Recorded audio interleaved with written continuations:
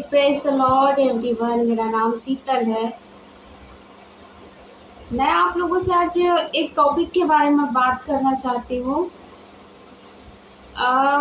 उस टॉपिक का नाम है बुराई। हमारे जीवन में कभी-कभी ऐसा होता है कि ना चाहते हुए भी हमारे जीवन से बुराई हो जाती है। बुराई एक ऐसी चीज़ है कि आप उसको कर लोगे, लेकिन उसके बाद भी आपको मतलब वो रियलाइज़ नहीं होता है।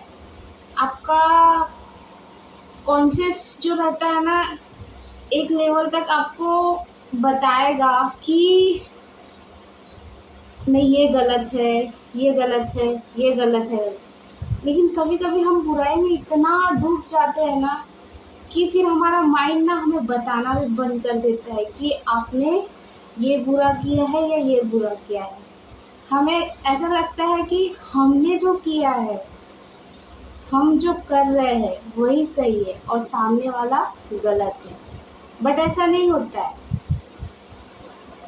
50%, चलिए 50% भी नहीं, 70% आप सही हो सकते हो, लेकिन 30% आप गलत भी हो सकते हो। तो जो हमारा बाइबल है उसमें परमेश्वर क्या कहता है कि बुराई से ना हारो पर भलाई से बुराई को जीत लो। ये वचन रोमियो 12:21 में लिखा है कि बुराई से ना हारो पर भलाई से बुराई को जीत लो। अब इसका मतलब क्या है कि अगर आपसे किसी के बारे में बुराई हो रही है, या वो व्यक्ति है, कोई पर्सन है, आपका रिलेटिव है, आपका फ्रेंड है, कभी उसने आपको हर्ट कर दिया है, या कंटिन्यूसली वो आपके बारे में लोगों के पास बोलता है कि इसने मेरे साथ ऐसा किया, वैसा किया, ये ऐसा है, वैसा है, इसका नेचर खराब है, ये तो हमेशा ऐसा ही करता है। तो आपको मतलब उससे जाके लड़ना नहीं है, उससे जाके झगड़ना नहीं है, उसके साथ आपको आर्ग्यूमेंट नहीं करना है, बट आपको अपने आप को ट्रेन करना है, अपने आप को, कि वो सामने वाला बंदा जब आपके बारे में बातें कर रहा है या आपके बारे में बुरा कह रहा है, तो उस चीज़ को आप कैसे फेस करें। ना चाहते हुए भी आपके कांटेक्ट में है और ना चाहते हुए भी आपको उसके थ्रू पता नहीं चल रहा है कि वो आपके बारे में गलत कर रहा है। लेकिन अगर किसी सामने वाले व्यक्ति के पास जो उसके कांटेक्ट में है वो आपके भी कांटेक्ट में है और उसके थ्रू आपको पता चल रहा है कि इसने तेरे बारे में ऐसा बोला है या किया है, तो हमारे मन में क्या कौन सी बात आता है कि मैं इसके बारे में बुरा भी नहीं बोलती, मैं इसके बारे में अच्छा भी नहीं बोलती, मैंने इसे कट ऑफ कर लिया, मैंने इसे माफ़ कर दिया, मैं इससे दूर हो गई, बट फिर भी ये मेरे बारे में कंटिन्यूसली ये सारी बातें बोलता रहता है, करता रहता है। तो आप उस व्यक्ति से बात ना करें या उस व्यक्ति के बारे में जानने की कोशिश ना करें। अगर वो आपके कांटेक्ट में है तो मतलब उसको लिस्ट में डाल दीजिए, एकदम आखिरी में डाल दीजिए, उससे कट ऑफ हो जाइए, दूर हो जाइए। उसके लिए अपने मन में मतलब कुछ जहर ना रखिए, उसके बारे में अपने मन में बुराई ना रखिए, लेकिन उससे आप थोड़ा सा दूरी बना लीजिए।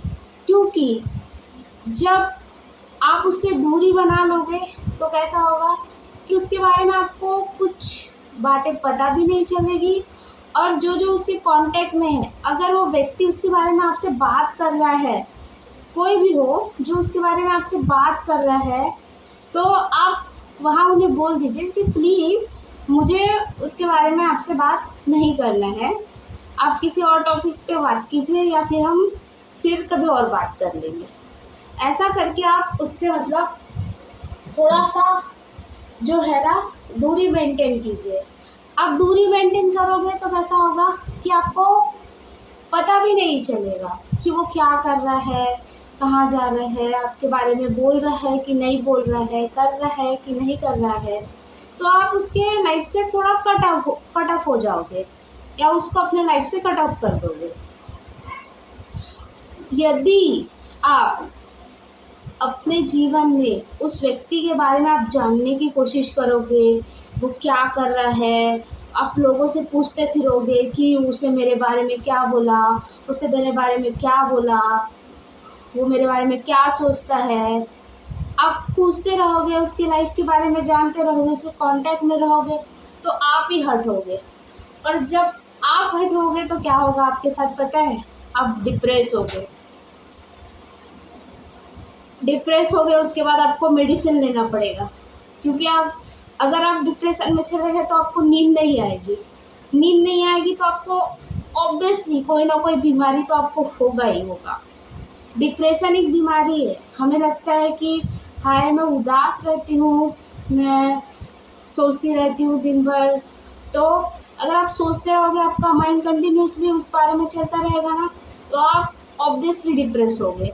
और डिप्रेस हो गए तो ना चाहते हुए भी आपके जीवन में बहुत सारी ऐसी बीमारी आ जाएगी। तो आपको डॉक्टर के पास जाना पड़ेगा, पैसे खर्च करना पड़ेगा, काउंसलिंग लेना पड़ेगा। बट मैं आपको अपनी लाइफ के एक्सपीरियंस से बताना चाहती हूँ कि ये जो सारी बातें हैं ना, ये मेरे जीवन की बातें हैं। क्योंकि मैं किसी चीज़ के बारे में कंटिन्यूसली सोचती थी कि वो व्यक्ति ने मेरे बारे में ऐसा बोला। मैं वो लोगों को फ़ोन लगाती थी, पूछती थी कि उसने मेरे बारे में क्या बोला, क्या किया। और एक टाइम ऐसा आया ना, मैं डिप्रेशन में चली गई। डिप्रेशन में जाने के बाद मुझे माइग्रेन आया। फिर मैं डॉक्टर से काउंसलिंग किया। फिर उसके बाद मेरे टैबलेट्स चालू हुए 6 महीने, 7 महीने, 8 महीने, 1 साल, 2 साल, 3 साल, ऐसे करके मेरे 2-3 साल पूरे चले गए। उसके बाद मैंने ये जो है ना बाइबल, इसको पढ़ना स्टार्ट किया। तो इसमें एक वचन है, उसमें लिखा है कि आप एक साथ नहीं बदलते हो, अंश अंश करके आप बदलते हो। जैसे कि रोमियो 12:21 में लिखा है, बुराई से ना हारो पर भलाई से बुराई को जीत लो। अगर आप उस व्यक्ति के बारे में सोचेंगे नहीं, उस व्यक्ति के बारे में आप बुरा कहेंगे नहीं, या किसी से आप जानकारी नहीं लेंगे, तो ऑब्वियसली आप भलाई कर रहे हो और भलाई से बुराई को आप जीत रहे हो। अब एक बात ये और है कि परमेश्वर ने हमें सिखाया है वचन में, जब हम इस बाइबल को पढ़ते हैं तो उस पर लिखा है कि अपने सताने वालों के लिए प्रार्थना करो, अपने सताने वालों के लिए आशीष मांगो। बुराई का बदला तुम ना लो, बुराई का बदला परमेश्वर क्या कहता है, मैं लूँगा कहता है। ठीक है, तो हमें बुराई से लड़ने की ज़रूरत नहीं है। और एक बात ये भी है कि किसी के साथ अगर आपका नहीं जम रहा है, चाहे वो आपका फैमिली मेम्बर हो, चाहे वो चर्च का मेम्बर हो, चाहे वो आपके फ्रेंड सर्कल में कोई हो, अगर उसके साथ आपका नहीं जम रहा है तो आप उससे प्यार से अलग हो जाइए। अब अलग हो जाइए इसका मतलब ये नहीं है कि उसे छोड़ दीजिए, उसे बायकॉट कर दीजिए, उसे देख के स्माइल भी ना दीजिए, क्योंकि आप एक ही चर्च में जाते हो तो आपको डेली उससे मिलना पड़ेगा। ठीक है, हर संडे को तो आपको मिलना पड़ेगा, जब जब मीटिंग होगा तब मिलना पड़ेगा। आप उसको देखोगे तो आप उसको देख के शक्ल तो नहीं बना सकते, आप उसको प्रेज द लॉर्ड, जय मसीह की, कैसे हो, क्या हाल चाल, उससे पूछ सकते हो। लेकिन उसके जीवन में मतलब आपको नहीं पूछना है। कैसे कि जैसे कि जो पहले आपका जो बॉन्ड था, मतलब बॉन्ड था मजबूत, तो अभी वो बॉन्ड थोड़ा सा आपने उसको थोड़ा सा दूर कर दिया। अब उससे थोड़ा सा आपको दूर हो जाना है। जो जानकारी, जो सारी चीज़ें आपको पहले उसके जीवन के बारे में पता थी, अब कैसे आपको कम पता रहेगा और उसको भी आपके जीवन के बारे में कम पता रहेगा। तो ये दूरी एक्चुअली में मतलब कोई गलत नहीं है, क्योंकि अगर थोड़ा-सा आप डिस्टेंस मेंटेन करोगे ना, तो वो भी खुश रहेगा और आप भी खुश रहोगे। लेकिन अगर आपने अपने मन में उसके प्रति ज़हर भर के रखा है अभी तक, प्रभु में आने के बाद भी आपने अपने मन में उसके बारे में ज़हर भर के रखा है, तो आपको घुटने टेकना है और परमेश्वर से प्रार्थना करना है कि परमेश्वर मुझे ताकत दे, मुझे सामर्थ दे कि मैं इन सभी चीज़ों से निकलूँ। और ज़्यादा से ज़्यादा आपको बाइबल पढ़ना पड़ेगा, क्योंकि हमारा मेडिसिन, हमारा काउंसलिंग सब यहीं से हमको मिल जाएगा और कुछ नहीं है। तो ये सारी बातें हैं जो आपको सिखाती है या बताती है कि बुराई से कैसे दूर रहना है, बुराई से कैसे बचना है। यहाँ तक कि दाऊद राजा क्या कहता है कि हे ईश्वर, मेरे अंदर शुद्ध मन उत्पन्न कर। अगर आपका मन मैला नहीं रहेगा तो आपका तन भी अच्छे रहेगा। अगर आपका मन मैला है तो आपका तन भी अच्छा नहीं रहेगा। तो मांगिए सहायता परमेश्वर से। परमेश्वर का वचन भजन संहिता 121 में क्या कहता है? मुझे सहायता कहाँ से मिलती है? मुझे सहायता यहोवा परमेश्वर की ओर से मिलती है, जो आकाश और पृथ्वी का करता है। तो जब आप सहायता मांगेंगे ना, जब आप अपने घुटनों पे जाएंगे ना, परमेश्वर जरूर आपकी मदद करेगा, जरूर आपकी सहायता करेगा। और परमेश्वर ने कहा है ना कि तू मुझसे मांग और मैं तेरे मुंह को भर दूंगी। मांगो तो तुम्हें मिलेगा, ढूंढोगे तुम पाओगे, खटखटाओ तो तुम्हारे लिए खोला जाएगा।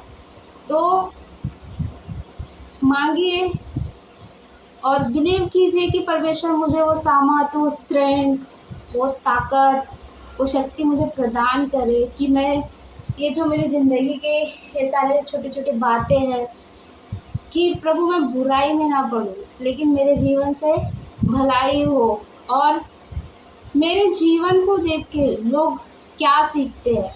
ऑब्वियस सी बात है, आपके घर में आपके छोटे भाई बहन होंगे, आपके बच्चे होंगे, ठीक है। अगर आप बुराई में हो, आपका आदत आचरण अच्छा नहीं है, तो ऑब्वियसली आपका बच्चा भी वैसा ही होगा, ना चाहते हुए भी होगा। अगर एक पिता ड्रिंक कर रहा है तो उसका बच्चा भी ड्रिंक करना स्टार्ट कर देता है एक समय पे आके। अगर आप अपने मुंह से अपशब्द निकालते हो, गालियाँ देते हो, तो आपका बच्चा भी आपसे वही सीखता है। आज नहीं बोलेगा, कल नहीं बोलेगा, लेकिन वो बोलेगा ही बोलेगा।